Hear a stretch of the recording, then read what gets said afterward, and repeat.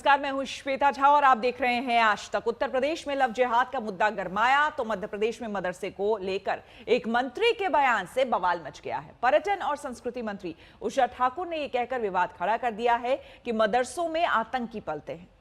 बाधा जो भी डालेगा, ऐसी सारी चीजें राष्ट्र हित में बंद होनी चाहिए। असम से एमपी तक मदरसों पर सवाल। मदरसे में पढ़ने वाले बनते हैं आतंकी। एमपी की मंत्री का मदरसे पर निशाना, तो आतंकी की फैक्ट्री है मदरसा। राष्ट्रवाद के बाधा जो भी डालेगा, ऐसी सारी चीजें राष्ट्र हित में बंद होनी चाहिए। शिवराज सरकार में मंत्री उषा ठाकुर मदरसों की हालत पर आग बबूला हो रही हैं, चुन चुन कर सवाल उठा रही हैं। यहाँ तक कह रही हैं कि इंसानियत के दुश्मन दहशतगर्द मदरसा से ही पढ़े निकले होते हैं। कौन सी संस्कृति पढ़ा रहे बंधु? यदि आप इस देश के नागरिक हैं तो आप देखिए कि सारा कट्टरवाद, सारे आतंकवादी मदरसों में पले और बड़े हैं। जम्मू कश्मीर को आतंकवादियों की फैक्ट्री बना के रख दिया था। उषा ठाकुर ने जम्मू कश्मीर का हवाला दिया, मदरसों को आतंकी फैक्ट्री बताया और ये भी इशारा कर दिया कि असम की तर्ज पर मध्य प्रदेश में भी मदरसों पर लगाम लगाने की तैयारी की जा चुकी है। तो ऐसे मदरसे जो राष्ट्रवाद से, जो समाज की मुख्य धारा से नहीं जोड़ सकते, उनको हमें समुचित शिक्षा के साथ जोड़कर समाज को सबकी प्रगति के लिए एक साथ आगे ले जाना।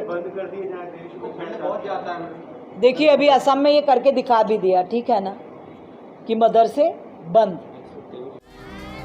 असम के बाद मध्य प्रदेश यानी 2 राज्यों में मदरसों पर सरकार की नजरें टेढ़ी हो चुकी हैं। असम के मंत्री पहले ही कह चुके हैं कि सरकारी खर्च से इस्लाम की शिक्षा की इजाजत नहीं दी जा सकती।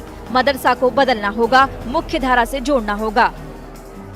There is another reason while we believe that government should not spend money for doing something which is not in our mandate, because in my opinion teaching Quran cannot happen with the cost of the government. So if we have to teach Quran with the cost of government, then we have to teach both Bible and Bhagavad Gita also at the cost of the government. एक के बाद एक BJP शासित राज्यों में मदरसों को रास्ते पर लाने की तैयारी हो रही है। लगता है मदरसा सुधार का असम मॉडल जल्द ही दूसरे राज्यों में भी लागू होगा। जिस डर्रे पर मदरसा पहले चलते रहे हैं वो राज्य सरकारों को मंजूर नहीं। ये वो मुद्दा है जिस पर बीजेपी की सरकारें तेजी से आगे बढ़ने की तैयारी कर रही हैं। आज तक ब्यूरो।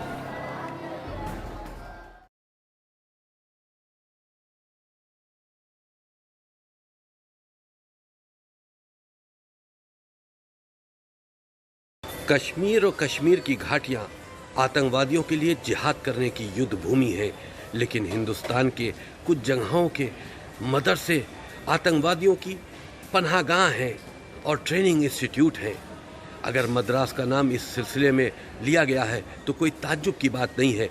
मद्रास में जितने भी मदरसे और इस्लामिक इंस्टीट्यूट है वहाँ पर विदेशी फंडिंग होती है और आतंकवादियों को तैयार किया जाता है और उनको युद्ध करने के लिए, उनको जिहाद करने के लिए कश्मीर भेजा जाता है। इसमें कोई ताज्जुब की बात नहीं है। जिनके पास जनता के जो मसाइल हैं, जो परेशानियां हैं, उनको हल करने की कोशिश ना करते हों जो लोग, वो जनता के दिमाग को और जहन को डाइवर्ट करने के लिए नॉन इश्यूज़ को इश्यूज़ बनाते हैं। और यही वजह है कि कभी गाय, कभी मदरसा, कभी मुसलमान, कभी पाकिस्तान, कभी कोई दूसरा इशू जो मजहबी इशू होता है, कभी सीएए, कभी एनआरसी, इस तरीके के इशू लाकर सिर्फ और सिर्फ जनता के जज्बात से खेला जाता है, आवाम के जज्बात को मजरूह किया जाता है। मध्य प्रदेश सरकार में शिवराज सिंह साहब भी वर्षों से मुख्यमंत्री हैं और उससे पहले और लोग भी रहे, बाबूलाल गौर साहब भी रहे और दीगर लोग भी रहे। किसी एक ने भी जरा सी उंगली जो है किसी मदरसे के ऊपर नहीं उठाई, न कभी मदरसे के ऊपर कोई आंच आई। सब मदरसों में बहुत अच्छी तालीम, प्यार मोहब्बत की तालीम दी जाती है।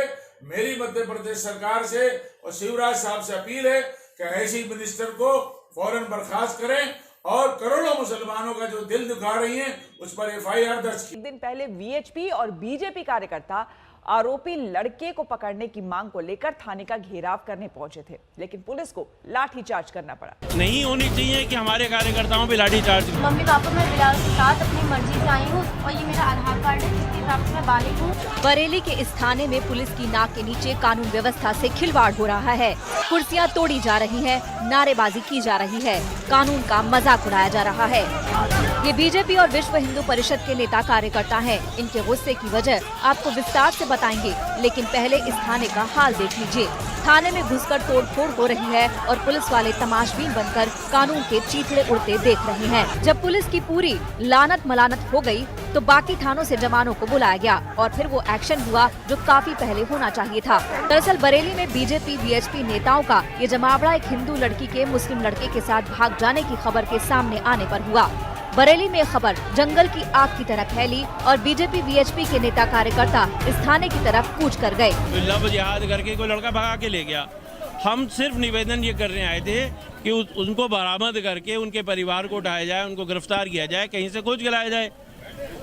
अब कुछ युवा नारेबाजी कर रहे थे और कुछ बाहर के लड़के घुसाए तो उन्होंने यहाँ आकर एक दो कुर्सियाँ तोड़ दी। लेकिन यहाँ इंस्पेक्टर ने, पुलिस इंस्पेक्टर जो थाना इंचार्ज हैं, उसने इशारा किया कि जाओ लाठी मारो और इन्होंने लाठी बांधी, लगी हमारे कार्यकर्ताओं को। हमारा पार्षद चोटिल हुआ है, बहुत सारे बच्चे चोटिल हुए हैं। इनकी हिम्मत नहीं होनी चाहिए कि हमारे कार्यकर्ताओं पे लाठी चार्ज करें। विरोध करने वाले नेताओं का आरोप है कि पूरी तरह लव जिहाद का मामला है। मुस्लिम लड़के ने लड़की के सामने खुद को हिंदू बनकर पेश किया, चंदन टीका लगाकर लड़की की आंखों में धूल झोंकी, धोखे से लड़की को भगा कर ले गया। लड़की के पिता भी इसे लव जिहाद वाली साजिश ही मानते हैं। वो भी सब पंडित बन के रहते थे कि जैसे हम पंडित हैं, पंडित अपने आप को दर्शाते थे। तो जो लव जिहाद वाला मामला चल रहा है हिंदुस्तान के अंदर, उसको अपनाते हुए इन लोगों ने मेरी लड़की को फंसाकर और बहला फुसलाकर अपने साथ ले गए हैं, जिसमें मेरी लड़की अपने साथ में 8 लाख रुपए और 3 तोले की एक चैन भी लेके गई है। मुझे आशंका ये है कि पैसों की लालच में ये लोग इसकी हत्या ना कर दें। और वीडियो जो वायरल करा गया है वो उनने तमंचा लगा के या उसे डरा धमका के वीडियो वायरल कराया है, क्योंकि उसके चेहरे से साफ झलक रहा है कि वो उस पर दबाव बनाया गया है। उधर लड़की का एक वीडियो सोशल मीडिया पर वायरल हो रहा है। लड़की कह रही है जो भी हुआ उसकी मर्जी से हुआ। मम्मी पापा मैं बिलाल के साथ अपनी मर्जी से आई हूँ, उसके घर वालों की इसमें कोई गलती नहीं है, इसलिए आप उन लोगों को छुड़वा दें। मेरी बरेली के कप्तान से गुजारिश है, एसपी से गुजारिश है कि उनके घर वालों को आप लोग छोड़ दें, क्योंकि मैं बालिग हो चुकी हूँ और ये मेरा आधार कार्ड है जिसके हिसाब से मैं बालिग हूँ, आप देख सकते हैं। और मैंने उनसे अपनी मर्जी से शादी की है और हम लोग अब शादी कर चुके हैं। बरेली पुलिस के सामने अब बड़ी चुनौती सच की पड़ताल करने की है। बीजेपी के 2 विधायक इस मामले को लेकर पुलिस तक पहुंचे। विधायक डॉक्टर अरुण कुमार और राजेश मिश्रा के साथ साथ स्थानीय नेता का लंबा चौड़ा दल पुलिस थाने पहुंचा। एडीजी, डीआईजी, एसएसपी को एक्शन में आना पड़ा। लाठी चार्ज करने वाले इंस्पेक्टर को लाइन हाजिर किया गया, लेकिन सवाल ये है कि केस की गुत्थी कब सुलझेगी।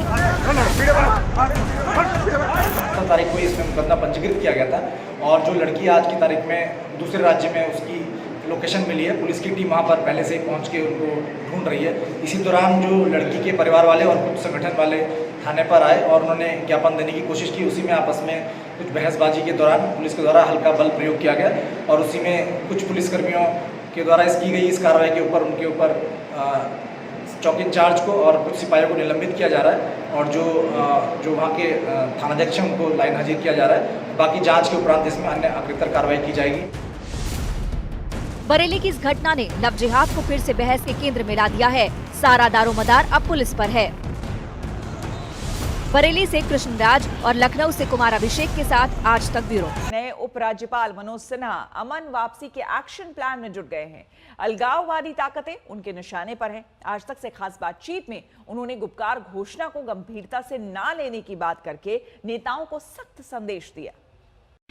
जम्मू कश्मीर की राजनीति पुरानी पटरी पर लौट रही है। फारूक रिहा हो चुके हैं, उमर आजाद हो चुके हैं, महबूबा को खुली हवा में सांस लेने का मौका दे दिया गया है। लेकिन ये आजादी सिर्फ नजरबंदी से है, उस फूट डालो राज करो वाली राजनीति को नहीं जो ये नेता करते आए हैं। उपराज्यपाल मनोज सिन्हा की ये हिदायत बहुत कुछ साफ कर देती है। मुझे लगता है कि 73 दिन में हमने 73 से ज्यादा फैसले किए, लेकिन आप चाहती हैं कि मैं 3 ही 4 बताऊं, तो मुझे तय करने में ये मुश्किल हो रहा है कि प्रायोरिटी किसको मैं दूं, फर्स्ट थर्ड या फर्स्ट फोर्थ। लेकिन मोटे तौर पर मुझे लगता है कि आने के बाद मैंने महसूस किया कि प्रशासन और आवाम के बीच जो ट्रस्ट डेफिसिट है जी, उसे जल्दी से जल्दी बहाल किया जाए।